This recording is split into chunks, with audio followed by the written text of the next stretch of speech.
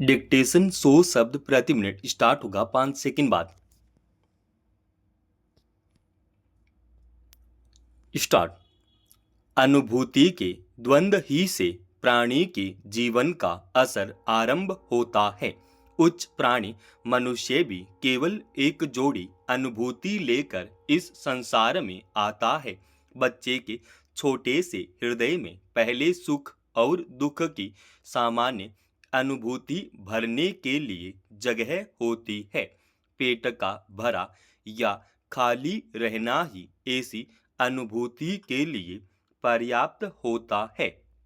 जीवन के आरंभ में इन्हीं दोनों के चिन्ह हंसना और रोना देखे जाते हैं, पर ये अनुभूतियां बिल्कुल सामान्य रूप में रहती हैं। विशेष विशेष विषयों की ओर विशेष विशेष रूपों में ज्ञानपूर्वक उन्मुख नहीं होती। नाना विषयों के बोध का विधान होने पर ही उनसे संबंध रखने वाली इच्छा की अनेक रूपता के अनुसार अनुभूति के भिन्न भिन्न योग संगठित होते हैं, जो भाव या मनोविकार कहलाते हैं। अतः हम कह सकते हैं कि सुख और दुख की मूल अनुभूति ही विषय भेद के अनुसार प्रेम, हास, उत्साह, आश्चर्य, क्रोध, भय, करुणा, घृणा आदि मनोविकार का जटिल रूप धारण करती है।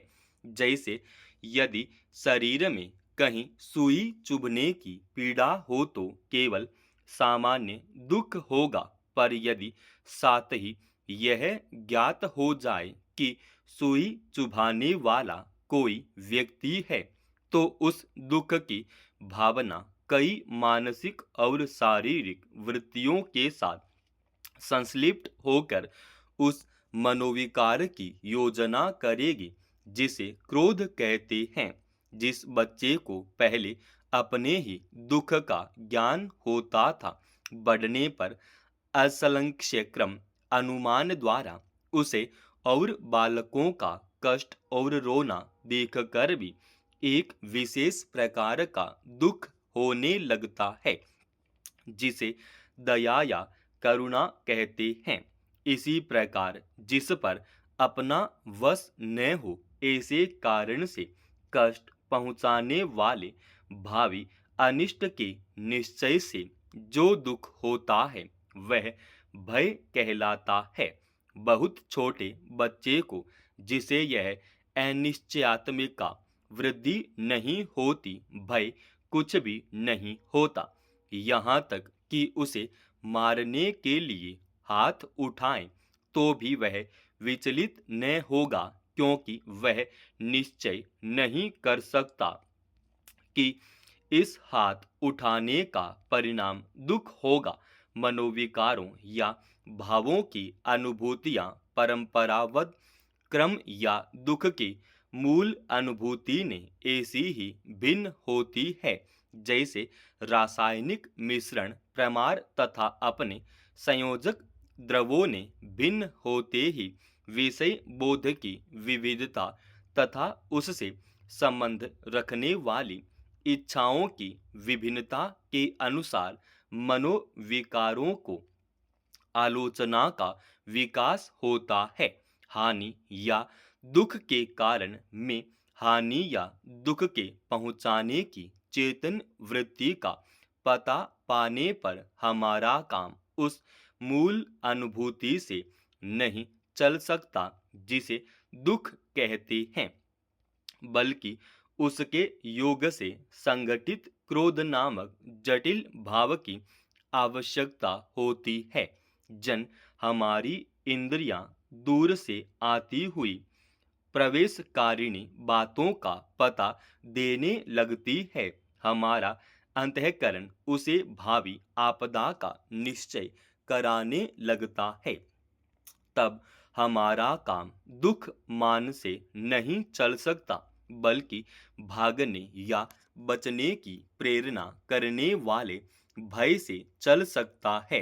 इसी प्रकार अच्छी लगने वाली वस्तु या व्यक्ति के प्रति जो सहानुभूति होती है उसी तक प्रयत्नवान प्राणी नहीं रह सकता, बल्कि उसकी प्राप्ति, रक्षा या सहयोग की प्रेरणा करने वाले लोभ या प्रेम के वशीभूत होता है।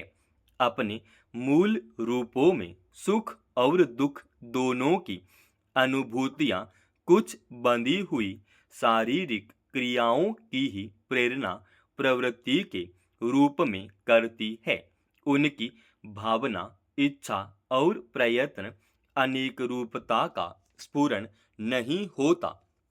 विशुद्ध सुख की अनुभूति होने पर हम बहुत करेंगे, दांत निकाल कर हंसेंगे, कूदेंगे या सुख पहुंचाने वाली वस्तु से लगे रहेंगे। इसी प्रकार शुद्ध दुख में हम बहुत करेंगे, हाथ पैर पटकेंगे, रोएंगे या दुख पहुंचाने वाली वस्तु से हटेंगे। पर हम चाहे कितना ही उछल कूद कर हंसे, कितना ही साथ हाथ पैर पटक कर रोएं, इस हंसाने या रोने का प्रयत्न नहीं कर सकते। ये सुख और दुख के अनिवार्य लक्षण मात्र है, जो किसी प्रकार की इच्छा का पता नहीं देते। इच्छा के बिना कोई शारीरिक क्रिया प्रयत्न नहीं कर सकती। शरीर धर्म मात्र के प्रकाश से बहुत थोड़े भावों की निर्दिष्ट और पूर्ण व्यंजना हो सकती है। उदाहरण के लिए कंप लीजिए। कंप शीत की संवेदना से भी हो सकता है, भय से भी, क्रोध से भी और प्रेम के वेग से भी।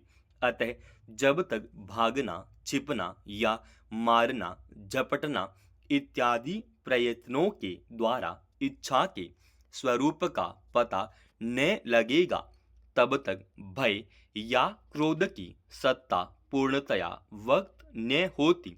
सभी जातियों के बीच इन प्रयत्नों का स्थान बहुत कुछ शब्दों ने ले लिया है।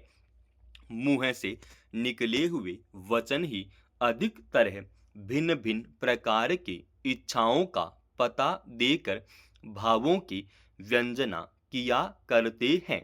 इसी से साहित्य मीमांसका ने अनुभव के अंतर्गत आश्रय की उक्तियों को विशेष स्थान दिया है।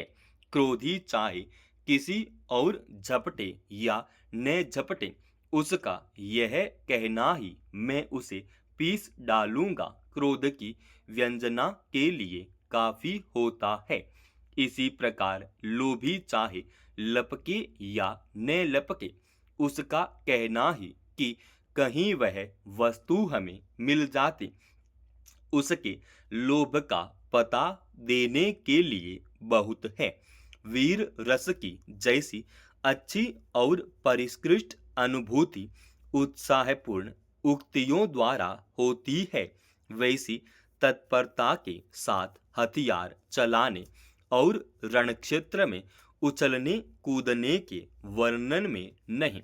बात यह है कि भावों द्वारा प्रेरित प्रयत्न या व्यापार परिमित होते हैं, पर वाणी के प्रसार की कोई सीमा नहीं। उक्तियों में जितनी नवीनता और अनेक रूपता आ सकती है, या भावों का जितना अधिक वेग व्यंजित हो सकता है, उतना अनुभाव कहलाने वाले व्यापारों द्वारा नहीं।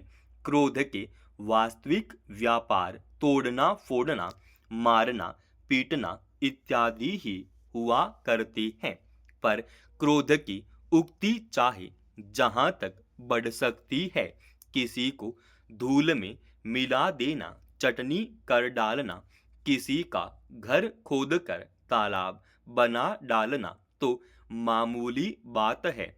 यही बात सब भावों के संबंध में समझिए। समाप्त।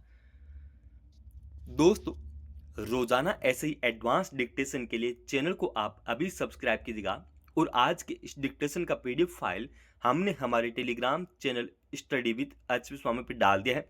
जिसका लिंक इसी वीडियो के डिस्क्रिप्शन में डाल रखा है।